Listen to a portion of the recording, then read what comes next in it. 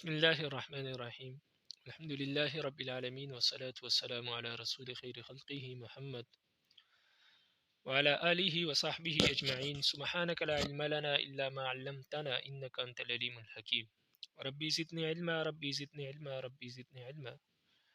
ربي اشرح لي صدري ويسر لي أمري واحلل عقدة من لساني يفقه قولي.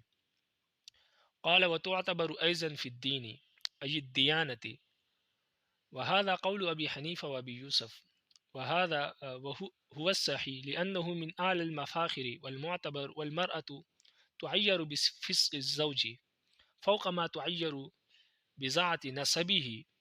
وقال محمد لا يعتبر لأنه من أمور الآخرة فلا تبتني أحكام الدنيا عليه إلا إذا كان يصفح ويسخر منه أو يخرج إلى الأسواق سكران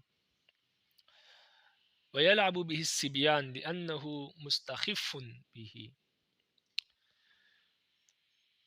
کف کی بات ہو رہی ہے تو کچھ چیزیں ہیں جس میں کف ہونا ضروری ہے، اور کف جو ہے وہ عورت کی طرف سے ہوتا ہے، یعنی مرد جو ہے وہ اس عورت سے اعلیٰ ہو، اعلیٰ درجے کا ہو.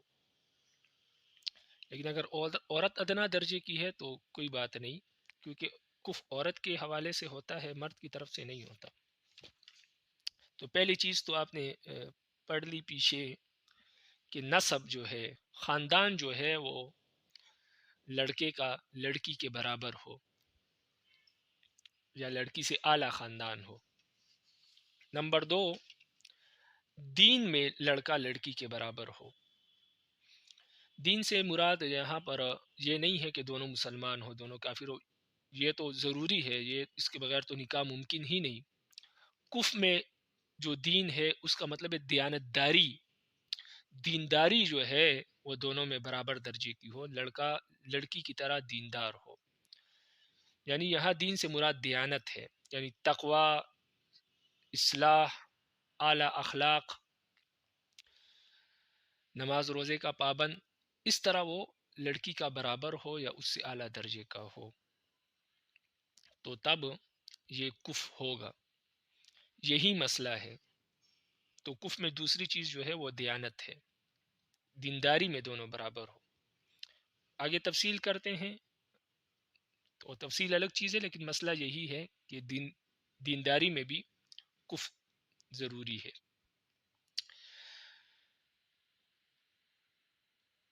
تو دینداری میں بھی کف ضروری ہے، یہ شیخین کا مسلک ہے، یعنی امام ابو حنیفہ اور امام ابو یوسف رحمہ اللہ کا یہ مسلک ہے.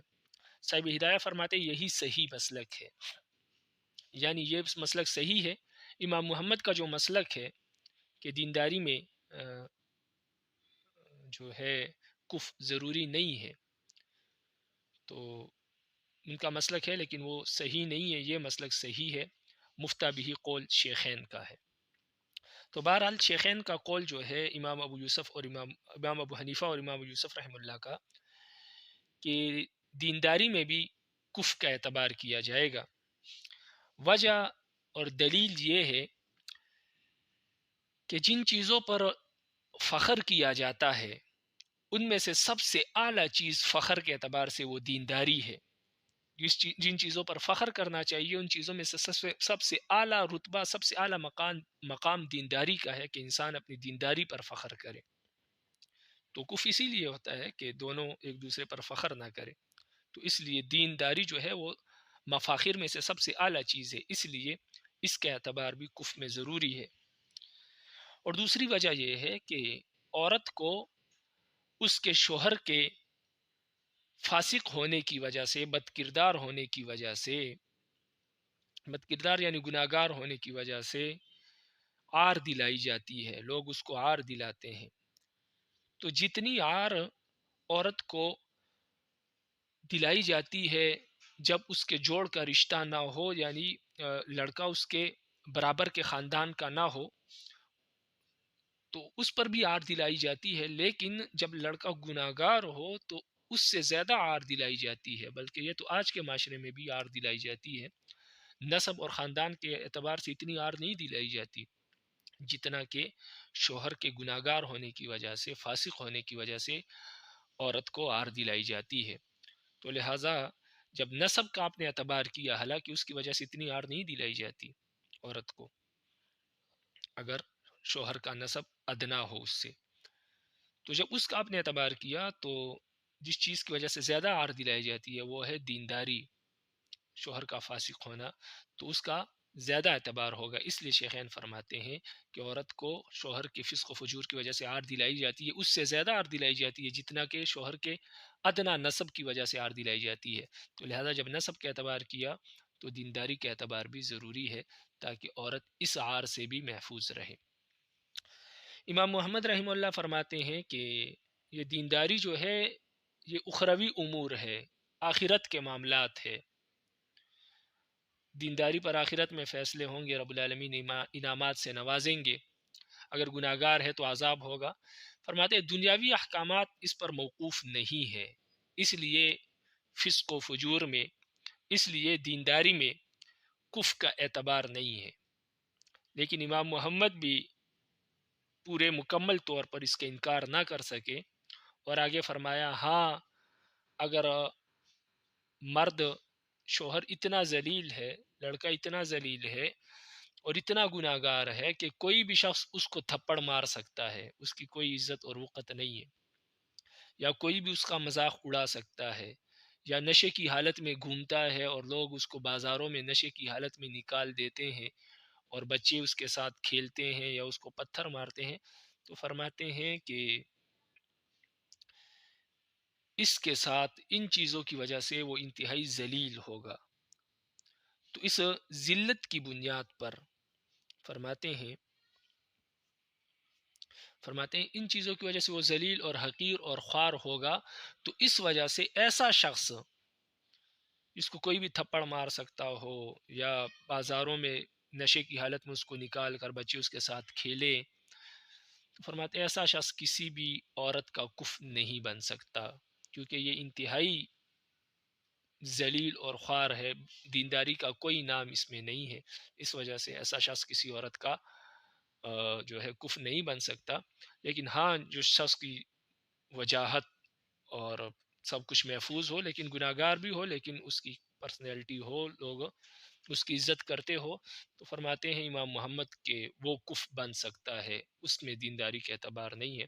لیکن بہرحال شیخین کا قول جو ہے اس پر فتویٰ ہے وہ زیادہ مضبوط ہے کہ دینداری میں اعتبار ہے کفر کا۔ تو عبارت کو دیکھیں، فرماتے ہیں وَتُعْتَبَرُ أَيْضًا فِي الدِّينِ أَيِ الدِّيَانَةِ، فرماتے ہیں دین میں بھی اسی طرح کفر کا اعتبار کیا جائے گا۔ ای دیانہ، فرماتے ہیں دین سے مراد یہاں پر دینداری ہے۔ وہذا قول ابی حنیفہ و ابی یوسف هو الصحیح، فرماتے ہیں یہ امام ابو حنیفہ اور امام ابو یوسف رحمہ اللہ کا قول ہے اور یہی صحیح ہے، لأنه من اعلی المفاخر، اس لیے کہ یہ دینداری مفاخر کی چیزوں میں سے سب سے اعلیٰ چیز ہے۔ اور دوسری بات یہ ہے کہ والمرأة تعیر بفسق الزوج فوق ما تعیر بذات نسبه، فرماتے ہیں عورت کو عار دلائی جاتی ہے اس کے شوہر کے گناہ گار ہونے کی وجہ سے، فاسق ہونے کی وجہ سے، اس سے زیادہ عار دلائی جاتی ہے جتنا کہ شوہر کے نسب کے گھٹیا ہونے کی وجہ سے اس کو عار دلائی جاتی ہے۔ وقال محمد، اور امام محمد فرماتے ہیں لا يعتبر، دینداری میں کفر کا اعتبار نہیں کیا جائے گا، لأنه من امور الآخرہ، اس لیے کہ دینداری جو ہے یہ آخرت کے امور میں سے ہے۔ فلا تبتنی احکام الدنیا علیہ، فرماتے ہیں دنیا کے احکامات اس پر موقوف اور مبنی نہیں، الا اذا کان، ہاں مگر اذا کان یصفح، ہاں مگر کوئی شخص ایسا ہو کہ اس کو لوگ تھپڑ مار دیتے ہو، ویسخر منہ، اور اس کا مذاق اڑاتے ہو، اور یخرج الی الاسواق سکران ویلعب به الصبیان، یا اس کو بازار کی طرف نکالا جاتا ہے نشے کی حالت میں اور بچے اس کے ساتھ کھیلتے ہیں، لأنه مستخف به، اس لیے کہ ایسا شخص ان چیزوں کی وجہ سے حقیر اور خوار ہوگا، تو اس وجہ سے ایسا شخص کسی لڑکی کا، کسی عورت کا کفء نہیں بن سکتا۔ آگے فرماتے ہیں قال وتعتبر في المال وهو ان يكون مالكا للمهر والنفقه، وهذا هو المعتبر في ظاهر الروايه، حتى ان من لا يملكهما او لا يملك احدهما لا يكون كفا، لان المهر بذل البزع فلا بد من ايفائه، وبالنفقه قوام الازواج ودوامه، والمراد بالمهر قدر ما تعارفوا تعجيله، لان ما وراءه مؤجل عرفا، عن أبي يوسف أنه اعتبر القدرة على النفقة دون المهر لأنه تجري المساهلة في المهر ويعد المرء قادرا عليه بسيار أبيه. فأما الكفاءة في الغناء فمعتبرة في قول أبي حنيفة ومحمد، حتى أن الفقاءة في اليسار لا يكأ فيها القادر على المهر والنفقة، لأن الناس يتفاخرون بالغناء ويتعيرون بالفقر. وقال أبو يوسف لا يعتبر لأنه لا ثبات له إذا المال غاد ورائح. یہاں سے فرماتے ہیں کہ مال میں بھی کف معتبر ہے، مال میں بھی کف معتبر ہے، یعنی لڑکی کے پاس جتنا مال ہے لڑکے کے پاس بھی اتنا ہو، لیکن بہرحال مال میں کف کا اعتبار ہے، لیکن مال سے مراد کیا ہے اس میں اختلاف ہے، مال سے کیا مراد ہے؟ تو ایک قول یہ ہے جو ظاہر الروایہ کا قول ہے، ظاہر الروایہ امام محمد کی جو 6 کتابیں ہیں جن سے تمام فقہ لی گئی ہے، وہ ظاہر الروایہ ہے۔ اس ظاہر الروایہ کے قول کے مطابق مال اس کو کہتے ہیں کہ لڑکے کے پاس، لڑکا اس قابل ہو کہ اس کے پاس مہر کے پیسے بھی ہو اور نان و نفقہ بھی ہو، خرچہ بھی ہو، یعنی وہ جس لڑکی سے شادی کر رہا ہے اس لڑکی کا وہ مہر بھی دے سکتا ہو اور اس کا خرچہ بھی اٹھا سکتا ہو۔ اب اگر لڑکی غریب خاندان کی ہے تو اس کے مطابق اس کا مہر ہے اور اس کے مطابق اس کا خرچہ ہے، اور اگر مالدار خاندان کی ہے تو اس کے مطابق اس کا مہر ہے اور اس کے مطابق اس کا خرچہ ہے۔ تو بہرحال لڑکی جس خاندان سے بھی ہے اس کے مطابق اگر لڑکا اس کا مہر ادا کر سکتا ہے اور اس کا خرچہ دے سکتا ہے تو وہ لڑکا اس لڑکی کا کف ہوگا مال کے اعتبار سے۔ ظاہر الروایہ کے مطابق یہ قول ہے۔ وجہ اس کی یہ ہے، بلکہ ظاہر الروایہ میں یہاں تک لکھا ہے کہ جو شخص ان دونوں کا مالک نہ ہو یا دونوں میں سے ایک کا مالک نہ ہو، یعنی کوئی شخص لڑکا جو مہر اور نفقے دونوں پر، خرچے دونوں پر قادر نہ ہو، یا دونوں میں سے کسی ایک پر قادر نہ ہو، یعنی مہر اس کے پاس نہ ہو لیکن خرچہ دے سکتا ہو، تو بہرحال دونوں میں سے دونوں پر قادر نہ ہو یا دونوں میں سے کسی ایک پر قادر نہ ہو لڑکا، تو وہ کف نہیں بن سکتا لڑکی کا، اس لیے کہ مہر جو ہے یہ ملک بضع کا بدل ہے، تو یہ تو ضروری ہے کہ لڑکا اس پر قادر ہو، اس کے دینے پر قادر ہو، جس جیسی لڑکی ہے جتنا اس کا مہر ہے اتنا اس کے پاس مہر ہو، مہر دینے پر قادر ہو۔ اور نفقہ اس لیے ضروری ہے کہ نفقہ ہوگا تو یہ رشتہ قائم رہ سکتا ہے، لیکن اگر مہر نفقہ ہی نہیں دے سکتا وہ شخص لڑکی کا جس کے ساتھ وہ شادی کر رہا ہے، وہ جس اعتبار کی اس کے جس خاندان کی ہے اس اعتبار سے اس کا خرچہ ہوگا، تو اگر وہ خرچہ دینے پر قادر نہیں ہے تو اس کا مطلب ہے کہ اس کا رشتہ قائم نہیں رہ سکتا، اس لیے وہ کف نہیں ہے، کیونکہ رشتہ قائم رہتا ہی تب ہے ازدواج کا رشتہ تاکہ اس میں نفقہ ہو، تو جو لڑکا لڑکی کا مہر دینے یا اس کا خرچہ دینے پر قادر نہ ہو تو اس لڑکی کا کف نہیں ہو سکتا۔ ہاں جس لڑکی کا مہر اور جس لڑکی کا وہ خرچہ دے سکتا ہے اس کا کف ہوگا، جس کا مہر یا جس کا خرچہ وہ نہیں دے سکتا اس کا کف نہیں ہو سکتا۔ یہ ظاہر الروایہ کی عبارت ہے۔ تو ظاہر الروایہ کا جو قول ہے، ظاہر الروایہ کے مطابق مال جو ہے اس کے اعتبار ہے کہ لڑکی کا خرچہ اور نفقہ، جس لڑکی کا خرچہ نفقہ لڑکا دے سکتا ہے وہ اس کا کف ہے، جس کا نہیں دے سکتا اس کا کف نہیں ہے۔ تو یہ تو ظاہر الروایہ کے مطابق ہے، لیکن ظاہر الروایہ کے مطابق مہر بھی مال میں داخل ہے، لیکن مہر سے مراد کیا ہے؟ سارے کا سارا مہر دینے پر وہ قادر ہو یا کچھ مہر دینے پر وہ قادر ہو؟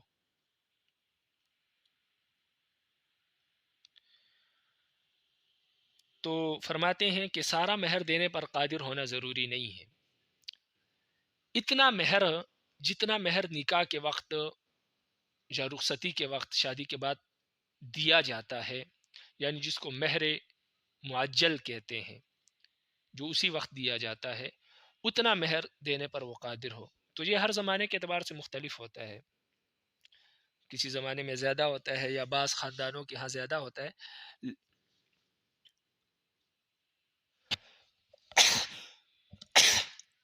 بہرحال لڑکی کے خاندان کے مطابق جتنا مہر معجل وہ لیتے ہیں اتنا مہر معجل پر وہ قادر ہو.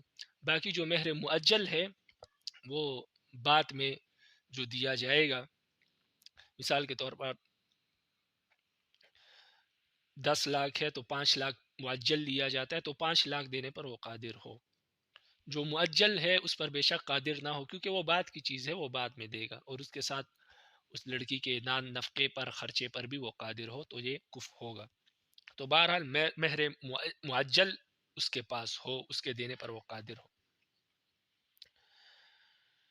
تو یہ ظاہر روایت کے قول یہ ہے. یہ مسلک ہے طرفین کا ظاہر الروایہ میں، یعنی امام ابو حنیفہ اور امام محمد کا.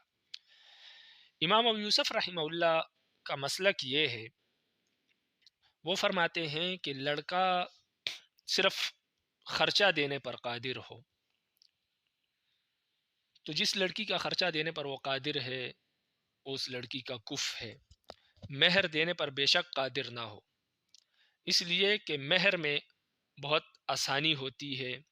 بعض اوقات بعد میں آرام سکون سے دیا جاتا ہے، بعض اوقات معجل سرے سے ہوتا ہی نہیں، سارے کا سارا معجل ہوتا ہے. تو مہر کے اعتبار سے آسانیاں ہے، شریعت نے بھی آسانی رکھی. اگر اس کا نام نہ بھی لیا جائے نکاح میں تو نکاح منعقد ہو جاتا ہے. اس لیے فرماتے نان و نفقہ دینے پر وہ قادر ہو، مہر دینے پر بے شک وہ اس وقت قادر نہ ہو، کیونکہ مہر کے حوالے سے شریعت نے آسانیاں رکھی ہے. اس وجہ سے مہر ضروری نہیں ہے. ہاں، جس لڑکی کا خرچہ دینے پر وہ قادر ہے وہ اس کا کف ہے. یہ امام ابو یوسف رحمہ اللہ کا مسلک ہے.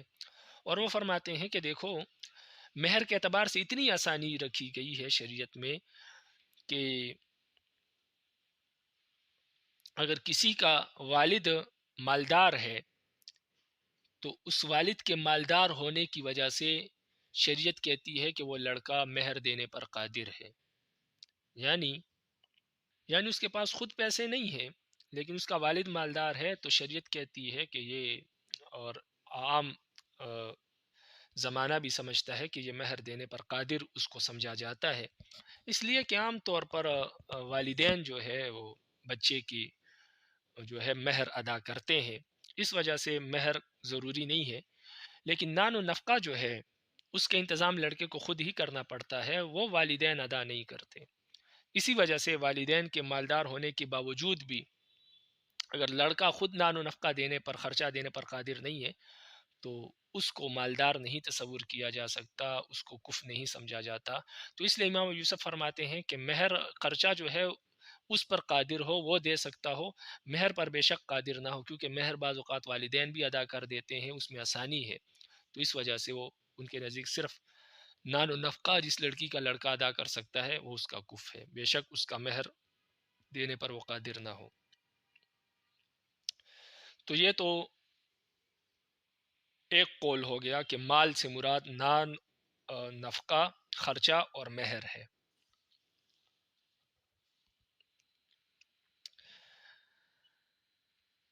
لیکن مال سے مراد اگر مالداری لی جائے، نان نفقہ نہ لیا جائے، کیونکہ نان نفقہ تو ضرورت کے مطابق ہے،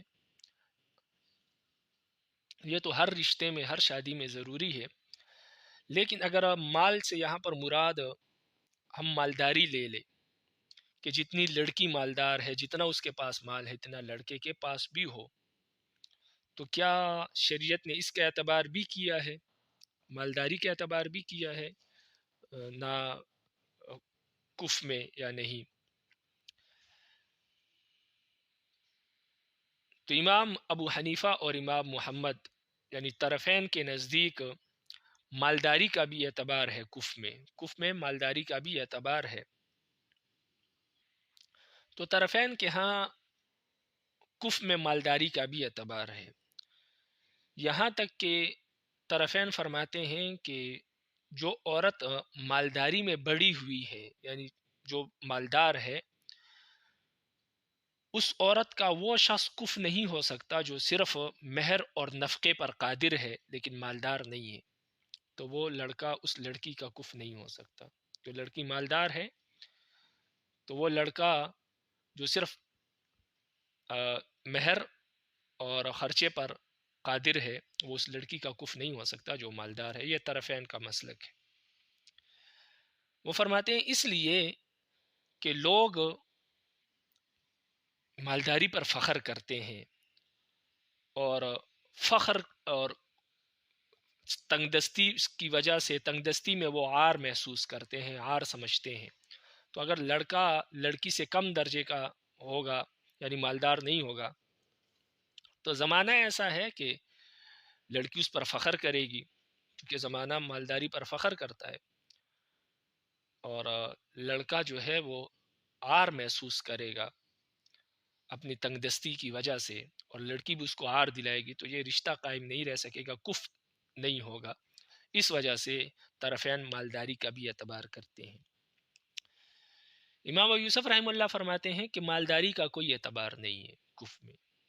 اس لیے وہ فرماتے ہیں کہ مال جو ہے یہ ہاتھ کی میل ہے، اس کا کوئی علم نہیں ہے. صبح ہے تو شام کو نہیں ہوگا، شام کو ہے تو صبح نہیں ہوگا، یا صبح نہیں ہے تو شام کو اللہ دے دے گا. تو یہ آنے جانے والی چیز ہے، اس کا کوئی اتنا اعتبار نہیں کرنا چاہیے. تو باقی لوگ فخر کرتے ہیں تو الگ بات ہے، لیکن اس کو اتنی اہمیت نہیں دینی چاہیے. یہ ہاتھ کا میل ہے، کبھی بھی آ سکتا ہے اور کبھی بھی جا سکتا ہے. ممکن ہے کہ نکاح ہو، مالدار ہو، اور جب رخصتی ہو تو اس کے پاس کھانے کے پیسے بھی نہ ہو. تو فرماتے اس لیے ان چیزوں کا اعتبار نہیں ہے، مال حال کا اعتبار نہیں ہے. بہرحال مہر اور نان نفقے پر وہ کیا ہو، قادر ہو تو کف کہلائے گا. یہاں تک عبارت کو دیکھیں. فرماتے ہیں قال وتعتبر فی المال، فرماتے ہیں مال میں بھی اعتبار کیا جائے گا، کف کا اعتبار کیا جائے گا. وهو ان يكون مالکا، مال سے مراد فرماتے ہیں کہ ان يكون مالکا للمہر والنفقہ، وهذا هو المعتبر فی ظاہر الروایہ. فرماتے ہیں مالداری میں اعتبار یہ ہے کہ لڑکا یعنی شوہر مالک ہو مہر اور نفقے کا، یعنی مہر اور نفقے پر وہ قادر ہو. هذا هو المعتبر فی ظاہر الروایہ، فرماتے زاہر الروایہ میں اسی کا اعتبار کیا گیا ہے کہ مالداری سے مراد مہر اور نان نفقہ ہے. حتی یہاں تک ان من لا یملکہما او لا یملک احدہما لا یکون کفوا، فرماتے ہیں یہاں تک کہ جو شخص ان دونوں میں سے کسی پر بھی قادر نہ ہو یا دونوں میں سے کسی ایک پر قادر نہ ہو تو وہ کف نہیں بن سکتا لڑکی کا.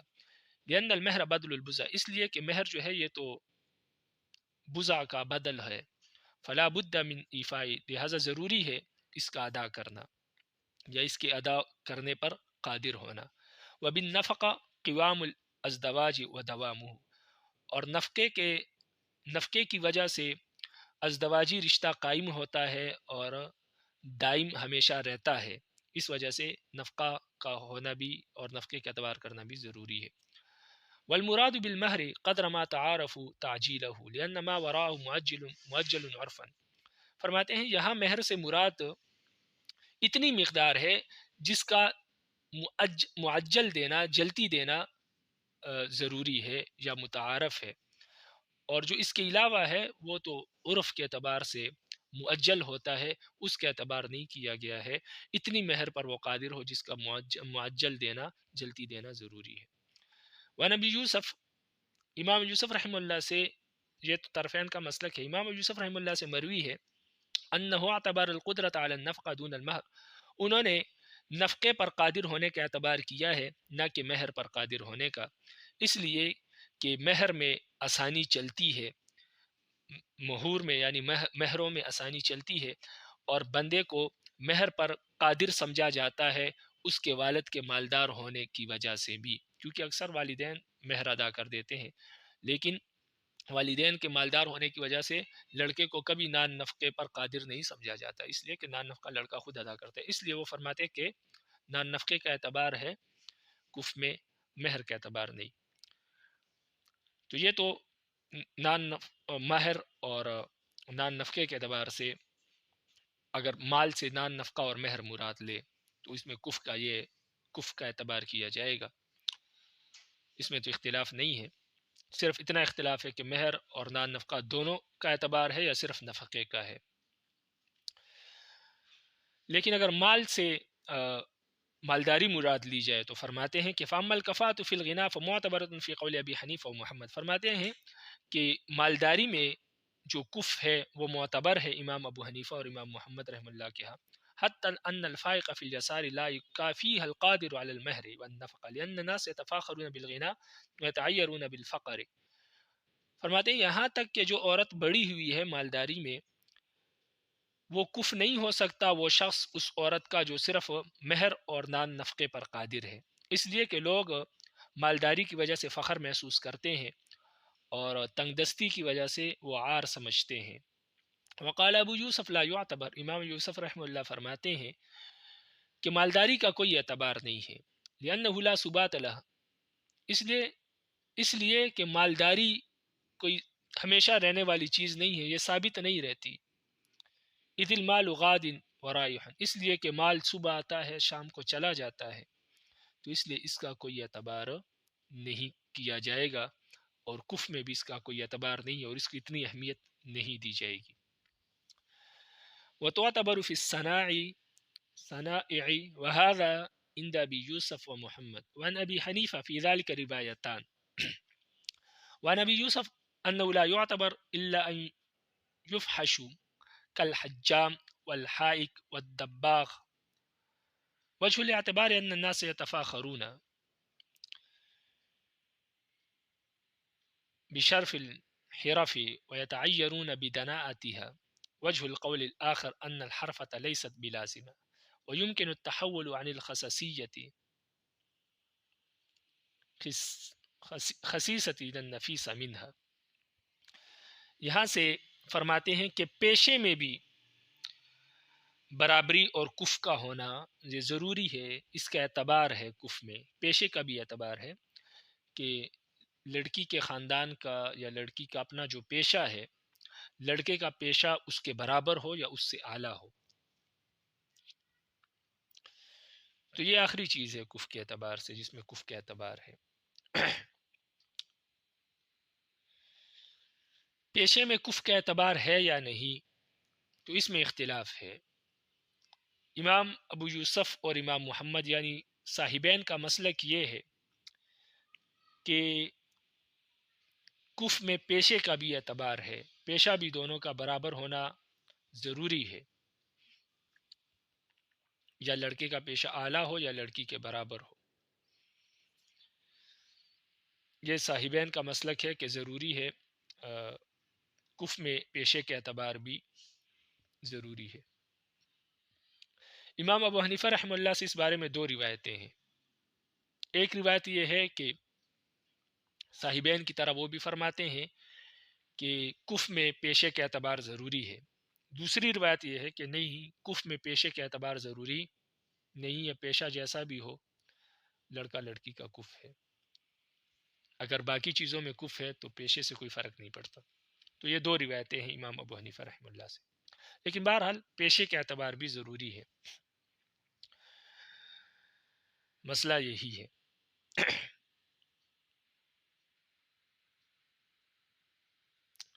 لیکن پھر کیا تمام پیشوں میں اعتبار ضروری ہے یا نہیں؟ جو بالکل گھٹیا پیشے ہیں ان میں اعتبار ضروری ہے۔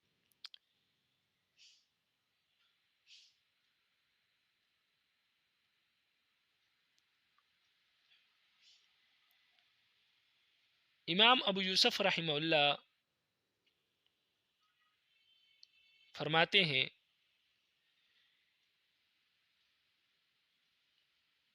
کہ پیشوں میں ایک قول تو ان کا یہ ہے کہ پیشوں میں اعتبار ضروری ہے جو اوپر گزر چکا، دوسرا قول ان کا یہ ہے کہ پیشے میں اعتبار ضروری نہیں ہے، امام ابو یوسف رحمہ اللہ کا بھی یہ قول ہے، لیکن جو گھٹیا ترین پیشے ہیں وہ نہ ہو۔ مثال کے طور پر وہ فرماتے ہیں جیسے پچھنے لگوانے،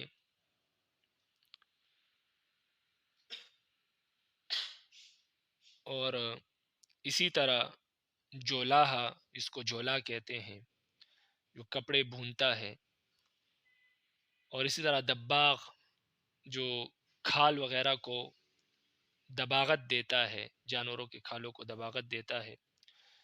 پچھنے لگوانا یعنی حجامہ لگوانا کاروبار ہو، یا نائی ہو، یا موچی ہو، فرماتے ہیں اس طرح کا پیشہ نہ ہو۔ اس کے علاوہ جتنے پیشے ہیں فرماتے ہیں وہ آپس میں برابر ہے، امام یوسف رحمہ اللہ کا یہ قول ہے۔ لیکن یہ جو پیشے ہیں یہ گھٹیا پیشے ہیں۔ اگر لڑکی کا پیشہ اعلیٰ ہے اور لڑکا ان پیشوں میں سے کسی پیشے سے تعلق رکھتا ہے تو پھر وہ کفر نہیں ہے، لیکن اگر ان پیشوں سے لڑکے کا تعلق نہیں ہے تو پھر باقی جتنے بھی پیشے ہیں وہ سارے کے سارے برابر ہے۔ امام یوسف رحمہ اللہ کا ایک قول یہ ہے۔ تو یہ اقوال ہو گئے، اب دلائل بیان کرتے ہیں۔ پہلا جو قول ہے صاحبین کا کہ پیشے کے اعتبار ہے، اور امام ابو حنیفہ رحمہ اللہ کا بھی ایک قول یہ ہے کہ پیشے کے اعتبار ہے۔ اس کی دلیل یہ ہے کہ لوگ اپنے پیشے کی وجہ سے بھی فخر محسوس کرتے ہیں، یعنی اگر پیشہ اعلیٰ ہے تو اس پر فخر کرتے ہیں، اور اگر ان کا پیشہ ادنا درجے کا ہے، نائی موچی وغیرہ اس طرح کا ہے، تو ایسے پیشے پر یا ادنا پیشے پر وہ عار محسوس کرتے ہیں، اس وجہ سے پیشے کا اعتبار ہے کفر میں۔ تو یہ پہلے والے قول کی دلیل بیان کی۔ دوسرے قول کی دلیل وجہ القول الآخر، جو آخری قول ہے کہ پیشے کے اعتبار نہیں ہے، جس طرح امام ابو حنیفہ رحمہ اللہ کا بھی ایک قول یہ ہے، اور امام یوسف رحمہ اللہ کا بھی ایک قول یہ ہے کہ پیشے کے اعتبار نہیں لیکن بالکل گھٹیا پیشہ بھی نہ ہو۔ تو اس کی دلیل یہ ہے کہ پیشہ کوئی لازمی چیز نہیں ہے کہ بس انسان ایک پیشے اختیار کر لیا اب ساری زندگی وہی کرے، نہیں، بلکہ یہ ممکن ہے کہ انسان ادنا پیشے سے اعلیٰ پیشے کی طرف رجوع کر لے، یعنی ابھی مال حال نہیں ہے اس کے پاس، ادنا پیشے میں لگا ہوا ہے، کل مال آ سکتا ہے، وہ اعلیٰ کاروبار اعلیٰ پیشے اختیار کر سکتا ہے۔ اس وجہ سے جو چیز لازم نہیں ہے، ہمیشہ رہنے والی نہیں ہے، فرماتے اس کا کوئی اعتبار نہیں ہے، تو وہ فرماتے پیشے کے اعتبار نہیں۔ لیکن صحیح بات یہی ہے کہ پیشے کا اعتبار ہے، اور پیشے کے اعتبار سے بھی کوئی زیادہ فرق نہیں ہے، بلکہ تمام پیشے برابر ہے، لیکن بالکل گھٹیا پیشہ نہ ہو، جو امام یوسف رحمہ اللہ کا قول ہے کہ بالکل گھٹیا پیشہ نہ ہو، موچی، نائی، طباغت دینے والا حجام، یعنی ایسا پیشہ نہ ہو جس کو معاشرہ عار سمجھتا ہے، تو ایسا پیشہ نہ ہو۔ اس کے علاوہ جتنے بھی پیشے ہیں وہ آپس میں برابر ہے، اس میں اگر وہ پیشہ ہے تو پھر وہ لڑکی کا کفر ہے، اگر وہ پیشہ نہیں ہے، یہ گھٹیا پیشے ہیں اور لڑکی کا پیشہ اس سے اعلیٰ ہے، تو پھر ایسی صورت میں وہ کفر نہیں ہوگا۔ لیکن اگر ہاں یہ گھٹیا پیشے نہیں ہیں، باقی سارے پیشے پھر برابر ہے۔ اب آپ کتاب کو دیکھیں، فرماتے ہیں وَتُعْتَبَرُ فِي الصَّنَاعِ، فرماتے ہیں پیشوں کا اعتبار ہے۔ امام وَهَذَا عِنْدَ ابی یوسف و محمد، یہ امام ابو حنیفہ اور امام ابو یوسف اور امام محمد رحم اللہ کے ہاں ہے۔ وعن ابی حنیفہ فی ذلک روایتان، اور امام ابو حنیفہ رحم اللہ سے اس بارے میں دو روایتیں مروی ہے، یعنی ایک یہ ہے کہ پیشے کے اعتبار ہے، دوسری روایت یہ ہے کہ نہیں، پیشے کے اعتبار نہیں ہے۔ وعن ابی یوسف، اور امام یوسف رحم اللہ سے بھی ایک روایت یہ مروی ہے کہ انہ لا یعتبر، کہ پیشے کا کوئی اعتبار نہیں ہے کفر میں، الا، یہی صحیح بات ہے، الا ان یفحش، مگر یہ کہ وہ پیشہ بالکل فاحشہ نہ ہو، بالکل گھٹیا نہ ہو، کل حجام، جیسے کہ پچھنا لگوانے والا، پہلے حجامی کرتے تھے یہ سارے کام، جیسے حجامہ لگوانے والا، والحائک، جولاہا، جس کو جولا کہتے ہیں، جو کپڑے بھونتا ہے، والدباغ، اسی طرح جو ہے وہ کھالوں کو دباغت دینے والا نہ ہو، اس طرح موچی، نائی وغیرہ اس طرح کے جو گھٹیا پیشے معاشرے میں سمجھے جاتے ہیں تو اس پیشے سے تعلق نہ ہو، باقی تمام پیشے فرماتے ہیں کہ برابر ہے۔ پہلے والا قول وجہ الاعتبار، فرماتے ہیں پہلے والے قول کے اعتبار، یعنی جو پہلا قول ہے کہ پیشے کے اعتبار ہے. فرماتے ہیں اس قول کی وجہ اور دلیل یہ ہے ان الناس يتفاخرون بشلف الحرف ويتعيرون بدناءتها. فرماتے ہیں لوگ پیشے کے اعلیٰ ہونے کی بنا پر فخر محسوس کرتے ہیں اور اس کے گھٹیا ہونے سے عار محسوس کرتے ہیں، اس لیے پیشے کے اعتبار ہے. وجہ القول الآخر، دوسرے قول کی وجہ، دوسرا قول یہ ہے کہ پیشے کے اعتبار نہیں ہے لیکن بالکل گھٹیا نہ ہو. فرماتے اس کی دلیل اور وجہ کیا ہے؟ فرماتے ہیں دوسرے قول کی وجہ یہ ہے کہ ان الحرفۃ لیست بلازمہ. فرماتے پیشہ کوئی لازمی چیز نہیں ہے کہ انسان ہمیشہ اسی ہی میں رہے گا، بلکہ ويمكن التحول عن الخسیسۃ الى النفیسۃ منها. فرماتے ہیں یہ ممکن ہے کہ انسان ادنا پیشے سے اعلیٰ پیشے کی طرف رجوع کر لے. تو یہ ممکن ہے، یہ کوئی لازم چیز نہیں ہے. تو جو چیز لازم نہیں ہے فرماتے اس کا اعتبار بھی ضروری نہیں ہے، اس لیے کف میں پیشے کا کوئی اعتبار نہیں ہے. وما علینا الا البلاغ المبین. رب العالمین سمجھ